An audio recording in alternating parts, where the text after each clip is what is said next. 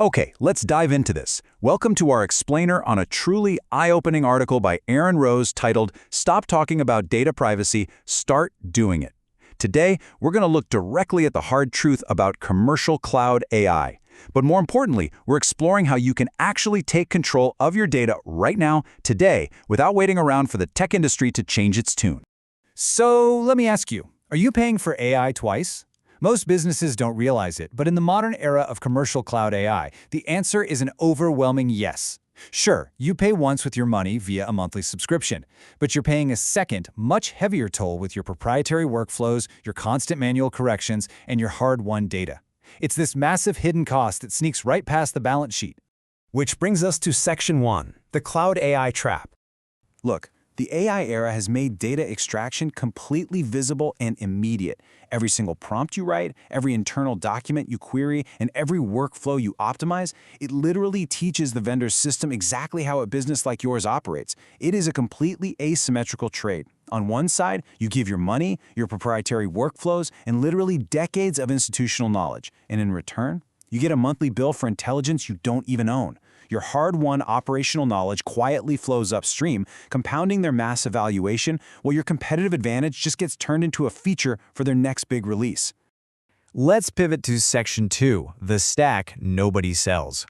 And this brilliantly illustrates the empowering reality of our current moment. The tools to stop this extraction exist right now. You don't need permission to use them. As Aaron Rose puts it perfectly, the cloud was always someone else's server. All that elasticity and convenience we loved came with a fundamental transaction, handing over your data and building massive structural dependencies with outside vendors. But it absolutely doesn't have to be this way anymore. $0. That is exactly what you pay in monthly API fees to run highly capable, local open models like Gemma, Mistral, or Llama. You run these powerhouses on hardware you already own, meaning your data never, ever leaves your premises. It stays securely locked down in your building. And here's the absolutely crucial takeaway.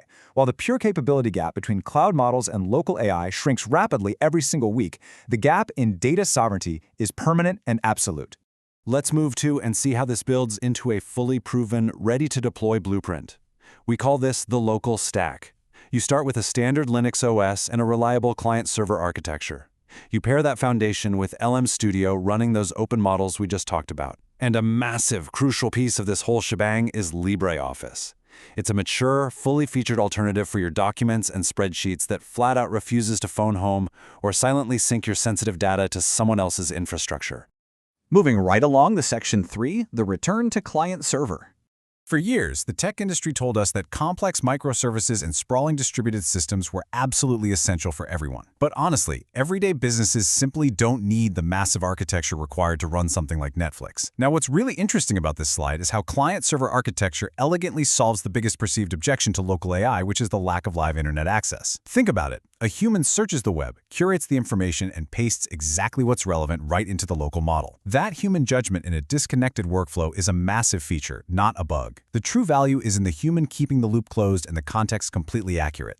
Plus, local AI completely dissolves the old, paralyzing fear of losing IT support. Think about those terrifying legacy codebases gathering dust in the back of your servers. We're talking Smalltalk, an ancient Ingress database from 2009, or FoxPro. Local AI actually understands these legacy systems natively. You give it your old codebase, and it instantly replaces the rare, lost expertise of retired developers. It does this immediately, without you ever having to submit a single IT support ticket, pay exorbitant consultant fees, or wait on hold. And that brings us to our final section, taking back your data. Honesty requires acknowledging the trade-offs here, but we also have to look at the massive compounding payouts of building your own stack. Yes, for sure, moving local requires an internal IT person who actually understands the infrastructure. And yeah, frontier cloud models still hold a slight edge in highly complex reasoning tasks. But you have to weigh that against the cloud's reality: endless monthly fees, constant data exhaust, and crippling structural vendor dependency. On the local side, your switching costs drop to nearly zero, you achieve absolute data sovereignty, and most importantly, your institutional knowledge actually compounds internally, making your business smarter instead of training your vendor's next big product. So, the crucial point is, what is your institutional knowledge really worth? If it's your most valuable asset, it's time to stop renting intelligence and giving your data away to train someone else's system. The exit door is wide open right now. It's time to stop talking about data privacy and start doing it. Thanks for joining me for this explainer. I'll see you next time.